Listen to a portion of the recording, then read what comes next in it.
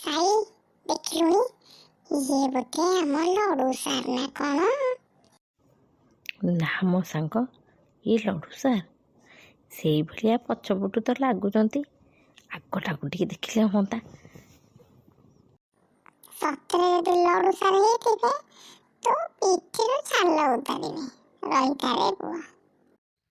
କିରେ ସୋମୁ ସାଇ, ଏଠି କଣ କରୁଛ? ତୁମକୁ କହିଥିଲି ପ୍ରତିଦିନ ଏକ୍ସରସାଇଜ କରିବ। ଆଉ ଯୋଉ ପାଠ କାଲି ଦେଇଥିଲି ହେଇଛି? ହଁ ସାର୍, ମୁଁ ତ କରିଥିଲି। ଆଉ ସାଇ କଥା ମୁଁ ଜାଣିନି। କିରେ ବହକାଲିଆ ପିଲାଟା କିରେ, ମତେ ଫସେଇ ଦେଇକିରି ଏଠି ଭାବିଛି ନିଜେ ଖସିଯିବ। କଣ ପଚାରୁଛୁ ପରା? ସେଠି ଘୁସୁରୁ ଘୁସୁରୁ କଣ କରୁଛ? ଏକ୍ସରସାଇଜ ଗୁଡା ହେଇଛି କି ନାଇଁ? ସାର୍, କୋଉ ଏକ୍ସରସାଇଜ କି ଆପଣ କହିଥିଲେ? କଣ ହେଲା? କୋଉ ଏକ୍ସରସାଇଜ ପଚାରୁଛ? ରୁହ। ରହ ସାଇ, ମୁଁ ସମ୍ଭାଳି ନେବି କଥା। କାହିଁ ତୁ ବ୍ୟସ୍ତ ହଉଛୁ? ଡର ନାଜମା। ସାରେ ସାରେ, ଆମେ ସବୁ ଏକ୍ସରସାଇଜ କରୁଛୁ। ପୁରା କଥା ମାନିକି କରୁଛୁ। ତ ସେଥିପାଇଁ ତ ଆପଣ ଆମକୁ ଦେଖୁଛନ୍ତି ପାର୍କରେ। ଡେଇଁବା, ଦୌଡ଼ିବା, ଚାଲିବା।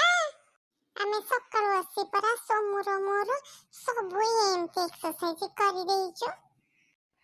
ହେ ବିଧାତା, ମୁଁ ୟାଙ୍କୁ ପାଠ ଏକ୍ସରସାଇଜ କହୁଛି, ଇଏ ସକାଳୁ ସେ ପାର୍କରେ ଡେଇଁବା, ଖେଳିବା, ଦୌଡ଼ିବା, ନାଚିବା ଏଇ କାମ କରୁଛନ୍ତି।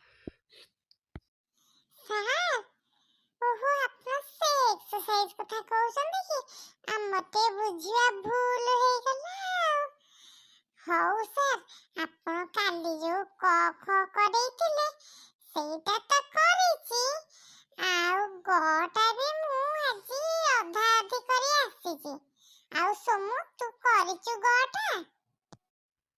କଣ କ ଖ ଗ ଲଗେଇ ରଖିଛ? କ ଖ ତ କାଲି ମୁଁ ମୋ କ୍ଲାସରେ କରେଇଥିଲି। ଗ ଟା ହେଇଛି କି ନାହିଁ ରେ ସୋମୁ ତୋର? ହଁ ସାର୍, ମୁଁ ଗଟା କରିଦେଇଛି। କାଲି ସୁଦ୍ଧା ତ ତୋର ଖଟା ବି ସରି ନଥିଲା ସାରଙ୍କ କ୍ଲାସରେ। ଆଜି ଏମିତି ତୁ ଗଟା କରିଦେଲୁ ସକାଳୁ। ଆଉ ପଳେଇ ଆସିଛୁ ଏକ୍ସରସାଇଜ କରିବାକୁ। କିରେ ସାଇ, ତୁ କଣ ଜାଣିନୁ କି? ରାମଦେବ ବାବା ପରା କହନ୍ତି ସକାଳୁ ଗ କରି ଏକ୍ସରସାଇଜ କଲେ ଖୁବ୍ ସ୍ୱାସ୍ଥ୍ୟ ପାଇଁ ଭଲ। ମୁଁ ବା ତାଙ୍କୁ ହିଁ ଅନୁସରଣ କରୁଛି। ବାଃ, ମୋ ଛୁଆଙ୍କର କି ବୁଦ୍ଧି! କୋଉଠି ଯାଇ ଏ ବୁଦ୍ଧି ତିକ ରଖିବି? ଏଡେ ଗାଲୁଆ ଗୁଡାକରେ ହେଇରେ ଏକ୍ସରସାଇଜ ପାଠର କହିବାକୁ ଗଲେ ତୁମେ ଏକ୍ସରସାଇଜ ଆସି ପାର୍କରେ କରୁଛ। ତୁମକୁ କ ଖ ଗ କହିଲେ ଗ ଖାତାରେ କରିବା କଥା, ତୁମେ ପଢିବା କଥା ଭାବୁଛ। ଛାଡ ଛାଡ, ଏମିତି ଛାତ୍ର ରହିବା ଯା, ନ ରହିବା ସେଇଆ। ହେ ପ୍ରଭୁ, ଆଉ ଟିଚର ଜନ୍ମ ଦିଅ ନାହିଁ। ସାର୍, ଆମକୁ କ୍ଷମା କରିଦିଅନ୍ତୁ। ଆଉ ଏମିତିକା ଭୁଲ ହବ ନାହିଁ ସାର୍।